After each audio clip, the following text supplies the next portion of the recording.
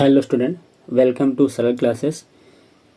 इस लेक्चर में हम करने वाले कक्षा 12वीं के प्रश्न बैंक अध्याय 6 जिसका नाम है विद्युत चुम्बकीय प्रेरण, इसका सॉल्यूशन। इसमें हम करेंगे इसके ऑब्जेक्टिव टाइप जितने भी क्वेश्चन हैं उनका सॉल्यूशन। यहाँ पर कुछ स्मरणीय बिंदु दिए गए हैं जिनको आप पढ़ सकते हैं, समझ सकते हैं। हम यहाँ पर जो इनकी ऑब्जेक्टिव है उनको सोल्व करते हैं। यहाँ पर आप देख सकते हैं पहला जो प्रश्न है वो दिया गया है, सही विकल्प का चयन कीजिए। सही विकल्प का हमें यहाँ पर चयन करना है। पहला प्रश्न आपके सामने है। यहाँ पर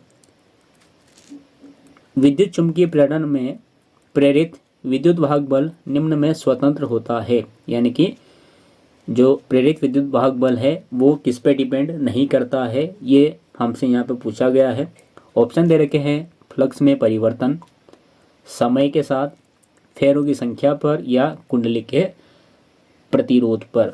तो देखिए, जो विद्युत चुम्बकीय प्रेरण में जो प्रेरित विद्युत वाहक बल बनता है या प्रेरित होता है वो फ्लक्स पे डिपेंड करता है, समय पे डिपेंड करता है, फेरों की संख्या पर डिपेंड करता है, वो कुंडली के प्रतिरोध पर डिपेंड नहीं करता है। इस कारण से यहाँ पर यह स्वतंत्र है। Option number D is the right option.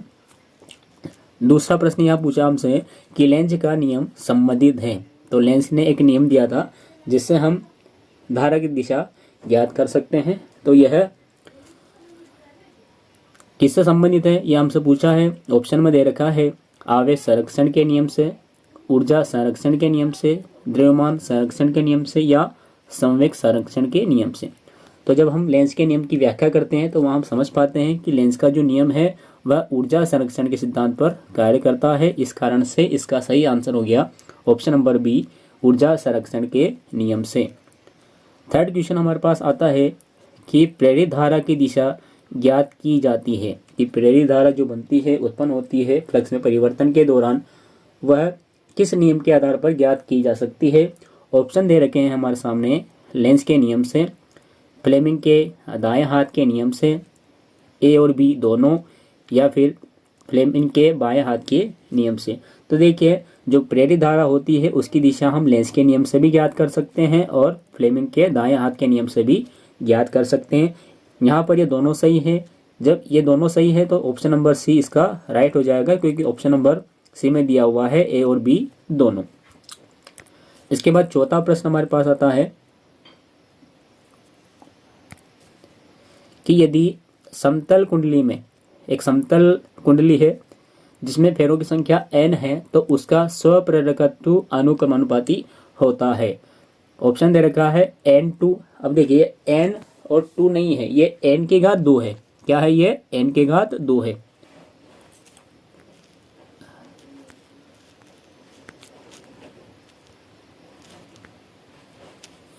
यहां पर ये n की घात 2 है। उसके बाद b है n, c है अंडर रूट में n और d है n की घात 3। यहाँ पर n की घात ये 3 है। तो जो समतल कुंडली होती है उसमें जो n फेरे होते हैं उसमें जो स्वप्रेरकत्व होता है यह n की घात 2 के अनुक्रमानुपाती होता है। इस कारण से यहाँ पर जो ऑप्शन नंबर ए है वो सही हो जाएगा, n की घात 2। फिर है छठा कि विद्युत चुम्बकीय प्रेरण की खोज किसने की थी। खोज बताना है कि विद्युत चुम्बकीय प्रेरण जो होता है उसकी खोज किसने की थी, इस गुण की खोज किसने बताई थी। ऑप्शन दे रखे हैं एम्पियर ने, फेराडे ने, फ्लेमिंग ने या ओस्टेड ने। 4 ऑप्शन दिए हैं, फ्लेमिंग ने, एम्पियर ने, फेराडे ने या ओस्टेड ने। तो जो विद्युत चुम्बकीय प्रेरण था इसकी खोज किया था फेराडे ने। तो फेराडे के नियम भी है, आपने पिछले पढ़ा होगा कि फेराडे के विद्युत चुम्बकीय प्रेरण संबंधी नियम लिखे हैं, तो फेराडे ने खोज की थी। उसके बाद अगला प्रश्न हमारे पास है कि स्वप्रेरकत्व का मात्रक क्या है। ऑप्शन दे रखे हैं हेनरी, फेराडे, वेबर या टेस्ला। तो जो स्वप्रेरकत्व है और जो अन्योन्य प्रेरकत्व है उसका मात्रक हेनरी होता है। ऑप्शन नंबर ए में दिया गया, इसका उत्तर सही है। उसके बाद अगला प्रश्न हमारे पास है कि हेनरी किसका मात्रक है। देखिए इसके जस्ट उल्टा हमसे पूछ लिया है। 7वें का, हेनरी किसका मात्रक है, धारिता का, चुंबकीय क्षेत्र का, चुंबकीय फ्लक्स का, या फिर प्रेरकत्व का। तो यह सिंपल सा है कि यह प्रेरकत्व का मात्रक है, भले चाहे वो अन्योन्य प्रेरकत्व हो, चाहे वह स्व प्रेरकत्व दिया गया हो। उसके बाद अगला प्रश्न हम देखते हैं यहाँ पर।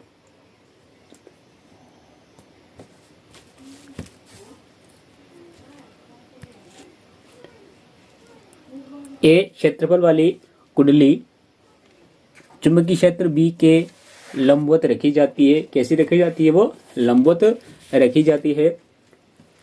कुंडली को 180 डिग्री के कोण से घुमाया जाता है तो चुंबकीय फ्लक्स में परिवर्तन का परिमाण होगा।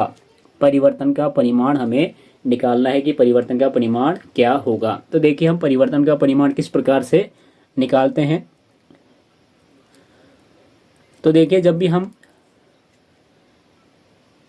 कोई क्षेत्रफल वाली कुंडली होती है उसको चुंबकीय क्षेत्र के लंबवत रखते हैं तो वहां पर जो चुंबकीय फ्लक्स उत्पन्न होता है उसका मान होता है φ1। क्या होता है, ये होता है φ1 बराबर BA। क्या होता है, φ1 बराबर BA। अब हम क्या कर रहे हैं, इसको 180 डिग्री घुमा रहे हैं, मतलब कि φ2 की जो वैल्यू है इसको हम समीकरण नंबर 1 दे लेते हैं, और जो φ2 है और जो फ्लक्स होता है उसका फॉर्मूला होता है BA cos थीटा, और हम घुमा रहे हैं इसको 180 डिग्री से, तो हम लिख देते हैं यहाँ पर cos 180 डिग्री, और cos 180 डिग्री का जो मान होता है वो होता है माइनस का, क्या होता है, माइनस का 1। तो जब माइनस का 1 होगा तो हम इसे लिखेंगे BA कोष्टक में 1, तो हमारे पास φ2 की वैल्यू आ जाएगी माइनस की BA, इसको हम देंगे इक्वेशन 2। क्या देंगे हम इसको, इक्वेशन 2 दे देंगे। अब जब हम इसको इक्वेशन 2 दे देंगे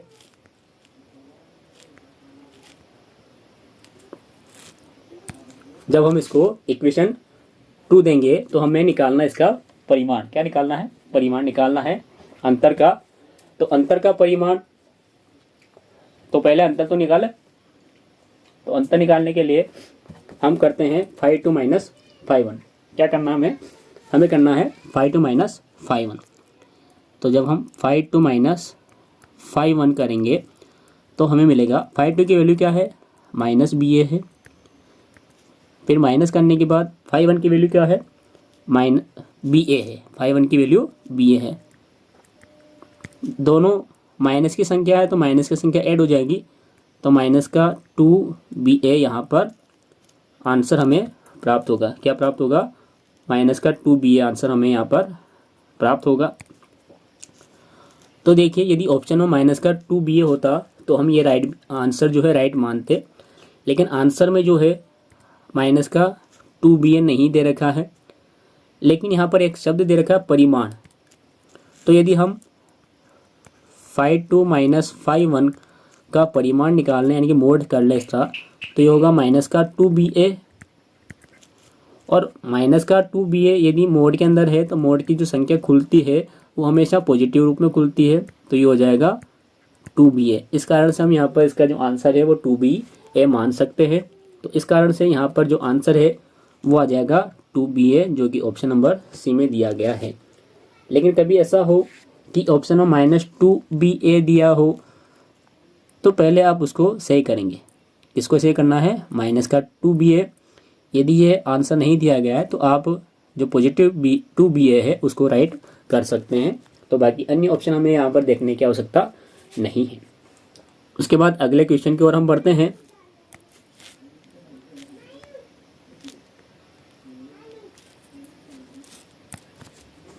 पहला प्रश्न यहाँ पर रिक्त स्थानों की पूर्ति कीजिए में पहला प्रश्न है, प्रेरित विद्युत वाहक बल खाली स्थान में परिवर्तन के कारण उत्पन्न होता है। तो देखिए ये उत्पन्न होता है चुंबकीय फ्लक्स में परिवर्तन के कारण। इसमें होता है चुंबकीय फ्लक्स में परिवर्तन के कारण, तो हम यहाँ लिख देते हैं चुंबकीय फ्लक्स।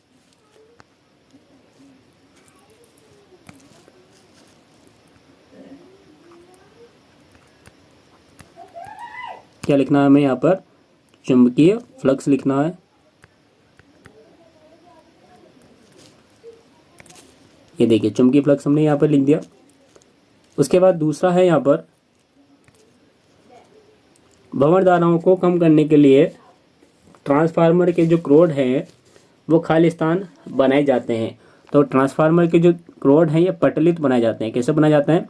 पटलित। हमें यह लिखना है पटलित। उसके बाद अगला है यहाँ पर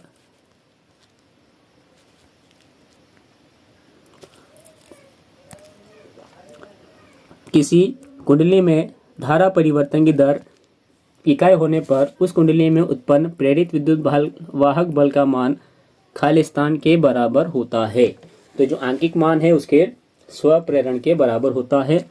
तो हम यहाँ पर स्वप्रेरण लिखेंगे, स्वप्रेरण। उसके बाद अगला है यहाँ पर एक कुंडली के अंदर लोहे का क्रोड रखने पर उसका स्वप्रेरकत्व खाली स्थान हो जाता है। तो जब हम उसके अंदर कोई लोहे का क्रोड रख देंगे तो उसका जो स्वप्रेरकत्व है वो बढ़ जाएगा। क्या होगा? उसका स्वप्रेरकत्व बढ़ जाएगा।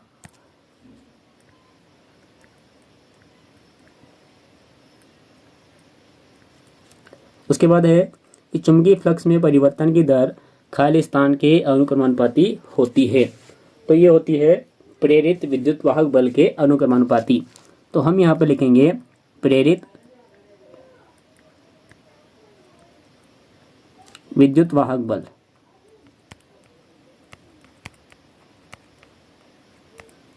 प्रेरित विद्युत वाहक बल। उसके बाद अगला है यहाँ पर कि चुंबकीय क्षेत्र में स्थित किसी पृष्ठ से अविलंबित गुजरने वाली बल रेखाओं की संख्या को क्या कहते हैं? तो ये कहा जाता है चुंबकीय फ्लक्स। तो आपको यहाँ पर लिखना है चुंबकीय फ्लक्स, जिसको हम फाई से डिनोट करते हैं। ध्यान रखें, उस फाई की जगह आपको हिंदी में लिखना है चुंबकीय फ्लक्स। इसके बाद है नोवा 8वां नंबर वाला कि जब किसी परिपथ से बद्ध चुंबकीय फ्लक्स में परिवर्तन किया जाता है तो उस परिपथ में एक खाली स्थान प्रेरित हो जाता है। तो यहाँ पर प्रेरित होता है विद्युत वाहक बल। क्या प्रेरित होता है? विद्युत वाहक बल। एक विद्युत वाहक बल प्रेरित हो जाता है। उसके बाद है कि प्रेरित विद्युत वाहक बल चुंबकीय फ्लक्स परिवर्तन का करता है। तो यह करता उसका विरोध, क्योंकि यह विपरीत दिशा में उत्पन्न होता है। तो हमको यहाँ पर विरोध लिखना है। 10वां है लेंज का नियम खाली स्थान संरक्षण का नियम है। तो ये जो नियम है लेंज का, यह ऊर्जा संरक्षण का नियम है। इसका नियम है, यह ऊर्जा संरक्षण का नियम है। फ्लेमिंग के दाएं हाथ के नियम की सहायता से प्रेरित धारा की खाली स्थान ज्ञात की जा सकती है। तो यह ज्ञात की जा सकती है उसकी दिशा। तो हमें यहाँ लिखना है दिशा। ऐसे पद्धति में स्वप्रेरकत्व का मात्रक है। तो जो ऐसे पद्धति है उसमें जो स्वप्रेरकत्व का जो मात्रक है वो मात्रक है हेनरी। तो हमें यहाँ लिखना है हेनरी।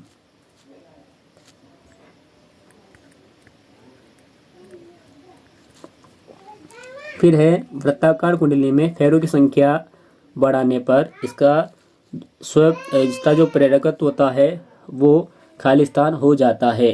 तो इसका जो प्रेरकत्व है यह बढ़ जाता है। तो हमें यह लिखना है बढ़ना। क्या होता है? यह बढ़ जाता है। तो इस कारण से हम लिखेंगे यहाँ पर बढ़। उसके बाद चुंबकीय फ्लक्स एक राशि है। तो चुंबकीय फ्लक्स क्या है? यह चुंबकीय क्षेत्र रेखाओं की संख्या का कुल मान होता है।